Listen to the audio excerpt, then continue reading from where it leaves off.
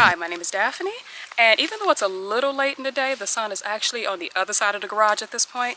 It is actually a good time to plant out those salad greens into the garden bed. And do a little bit of garden cleanup as well before the sun goes down.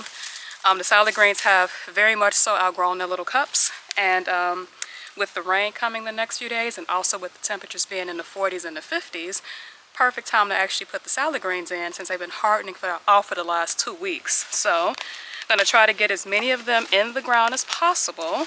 I'm also going to try to clean out a few of these garden beds as well. The problem with some of my garden beds is that last year, for the first time in over 6 years or 5 years since I've had these beds in various stages of development, I actually did not cover them. Typically the neighbor that I get all of my beautiful leaves from actually was hospitalized, and I didn't want to bug the family members that were in the house for leaves because I typically do my rounds for leaves.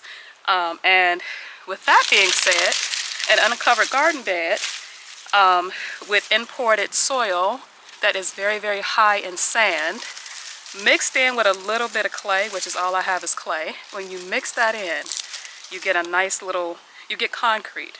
And that is essentially what this garden bed looks like. It looks like concrete. But even outside of the concrete, we do still have borage randomly popping up in places.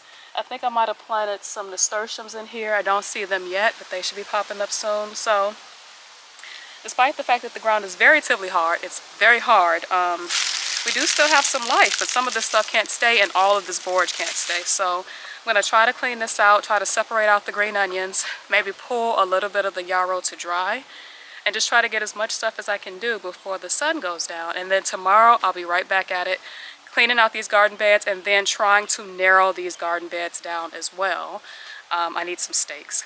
I'm going to have to get some stakes tomorrow. So we got a lot of garden maintenance to do within the next 2 days to transform this garden space to something that I would love to be in this summer, trying to reduce it as well. And then at some point we're going to figure out a watering system to make it even easier. So yeah, come with me and I'll show you guys what the salad greens look like now. And then we're going to put them in the ground and cross our fingers for rain for the next 2 days. So let's go. All right. Definitely need to be potted in here. Then we're going to put them on the inside of some cups to hopefully keep the slugs away, and then sprinkle some blood meal around them, which will not only give them the nitrogen they need, but it will also, I've seen it used as a slug repellent. When I put it down, I don't have a lot of issues with squirrels digging. I don't seem to have a lot of issues with that. So, oh no, poor baby. So let's put them in the ground. Hope they survive long enough to get back to the warmer climates.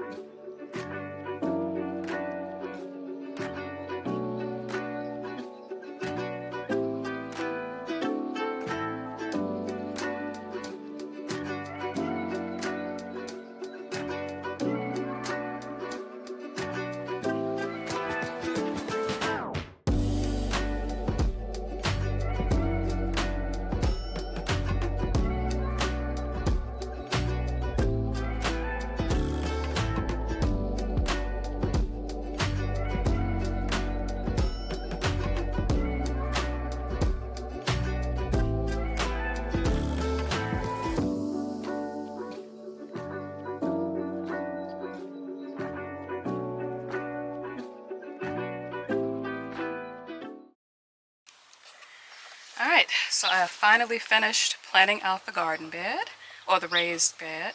And this row, and I also scooped up all of the chives as well, and just put them in between the rows. I feel like they'll actually grow better if they're individualized, if they're separated. Underneath each plant I actually watered the hole, so they should be well watered in. I didn't put any food scraps underneath them, and that might actually make a difference in terms of how they grow versus last year's or the year before that. Usually I put food scraps, but I was trying to get this done quickly, and that takes a little bit of time to break down the food chunks and add them to each hole and cover them up. So I'll fertilize this bed with compost tea at a later date. But around all of the plants, I actually have some blood meal. And as mentioned, I have had success in the past with like deterring the snails and anything else that would want to kill these plants, just because the blood meal seems to repel. It doesn't kill, but it seems to repel. Not to mention it adds a layer of nitrogen to the soil, which is good for salad greens, since I'm not actually focused so much on them actually fruiting.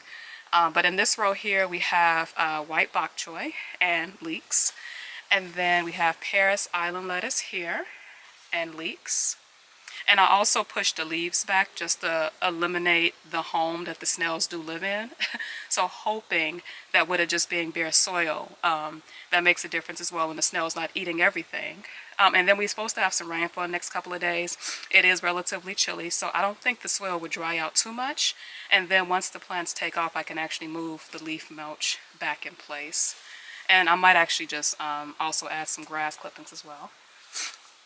Here we have some tatsoi, which is actually beautiful all the way around.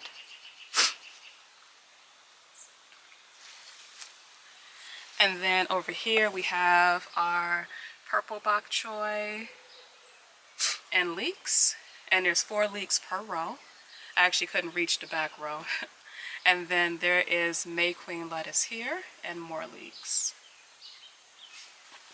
So hopefully this bed grows out and we're able to harvest within the next few weeks before it gets too hot and they go to seed, because that typically is going to happen quicker with the bok choys and the tatsois. It always happens. So hopefully we get a harvest, and then as they start to bolt or go to seed, we'll just replace them with the collard greens, which should be coming out of the house next month. They've already been germinated in the house. So they'll start to be replaced with fall crops such as the collard greens as mentioned, the mustard greens, turnip greens, not necessarily for the root but for the leaves. I have to put the root crops elsewhere or the voles will get to them. But yeah, hopefully in the next couple of weeks they'll start to perk up a little bit once the cold temperatures kind of dissipate. And we have a nice, beautiful raised bed full of salad greens. And here I actually, and there's a marked improvement. There is probably about a foot of space between both beds that were done half a foot on this side, half a foot pushed over on this side. And I literally thought I was going to have to spend $100 literally with buying garden stakes basically to try to narrow these beds down a little bit. But instead I used one of the things I actually put over my seedlings when I bring them out here. It's actually a covering, but I knew I wasn't going to actually use those this year because the cover and stuff came off of it, but I used stakes instead. They're about 3 feet, I do believe, and they were free, so it saved me money. And I had just enough to be able to actually put on either side of the garden bed, so on this side as well as in the middle. And then because there's a long board underneath half of this bed to keep it off the water line, I literally had to put it on an angle. So you guys can see this. They're slanted all the way around there. There's still some bowing in the center, but definitely not as much as it used to be. So probably a couple of inches were pushed over this way. And then these rods were put in place, including a few sticks just to keep the bed from widening out any farther than it already did. And I might actually have to reinforce it at some point with something else, but they should be fine. And then right through the center, so we gained a lot of garden space. I am going to need some mulch and some cardboard to put in the center. But what I noticed is that, like, if you rake your hand back, look how beautiful the soil is. Just layers and layers and years of decomposed wood chips. And this was clay soil. It's probably about maybe half a foot of nothing but like decomposed wood chips. Now the garden soil here is uncovered, and that's my fault because, as mentioned within a previous video, or as mentioned, I didn't actually cover this with any type of leaves, which is what I normally do. And so this is essentially going to dry out at some point. I actually did water some of the plants in. I planted some borage that pops up every year. I just relocate it. And then I actually put some dill in here. Just plopped it in the earth. Hopefully nothing comes around and eats it before it flowers. I actually had to repot or uppot not uppot, but to relocate the mugwort, so there's a patch here. And then there's a few more borage sprouts here. There's a dill here. And then these are just some leftover salad greens. This needs to go in the garage at some point. So these beds, it's really, really nice to be able to walk through this path. I can actually get a wheelbarrow through here. And the best thing about these beds is they're no longer bowing out. So the soil level is actually higher now because it's not actually leaning. It's actually not leaning on top of the actual rails. Now I could have actually did a little more in terms of like straightening this side out, but I think this is probably as good as it's going to get with what I have until they need to be replaced. And thoroughly not looking forward to that, but that's another year's issue, not this year. So, but it looks so much better. Like I said, I just need some more mulch in the walking paths and that'll be perfect. And then I also fixed a few of the beds here as well. So this one only needed one stake, but I added an additional, which was just a stick. And then the beds had to be dug out, obviously, on one corner just to narrow it down a little bit. But this one actually got narrowed. And then this bed actually needs to be replaced completely. It's going to be smaller. It's going to be 2 feet by 2 feet. And then probably about 2 feet high as well. I do have the wood, but the wood is on the other side of the garage, so I have to deconstruct the pepper beds, and that's going to be something to do tomorrow. I'm definitely not going to do that today. But yeah, this is going to have to be completely deconstructed. The wood's going to have to be piled on top of each other, or the soil. I'm going to leave the bunching onions in there. And then this will probably be a perennial bed, or it'll be a flower bed, so I can stop actually putting the zinnias in this bed and just literally leave it for squash and for okra. So this will probably be a flower bed here. Oh, and you can see the stakes on this side as well. A little bit of bowing, but not as severe as it was. And hopefully that lasts a few years. And then this bed is perfectly fine. We have a little asparagus coming here, just right there. And we have a nasturtium. I literally just dropped the seeds in the ground a couple of weeks back and they're popping up. But this bed has the peas in it and a little nasturtium there. And I actually took a couple of inches off of this bed as well. And I didn't need a stake on the other side, but it needed a stake on this side. And then I'm going to let the peas just grow out. And then when they die, the tomatoes will actually be coming out. So this will be a Cherokee purple bed or Kellogg's breakfast, I haven't decided. And then over here, this bed is typically the okra bed, and then I also just plop a squash in it, so it's probably going to be some type of summer squash, and the winter squash should be in the other beds. And then here we have some sad looking bee balm. There was a patch of bee balm. There was a patch of bee balm actually growing in a container I did not want it to grow in. It was the red bee balm I germinated last year. And so I actually took them and transplanted them into this bed, which is now going to be a perennial bed, and they were watered in. So some of these were actually transplanted yesterday, and bee balm I've realized is not like its roots touched. I think it's in the mint family, but it doesn't do well with transplanting. So we'll see exactly how much of this survives. I did just water this bed, so they're drooping for now, but hopefully, because I scooped them up in one scoop, I didn't try to transplant them out individually. I left a lot of the roots intact, so hopefully that does make a difference. But this bed is literally going to be a perennial bed. The only thing that grows in here will be bee balm, red, and wild, which is pinkish color, and asparagus. And there's a little one coming in right there. And then I also moved this archway over this way because the entire garden slopes to the south. So I took these posts, and I don't know why I put them on the other side, but I took these posts with the help of my husband and literally just had him push in that direction, and then I kind of just nailed these in with a T-post driller, This one can probably go down a little further, but I was tired. I was done. So, and it did move it over quite a bit. And that should actually stop it from going any further. It's always probably going to be a little crooked, but it looks way better. Oh, look at this.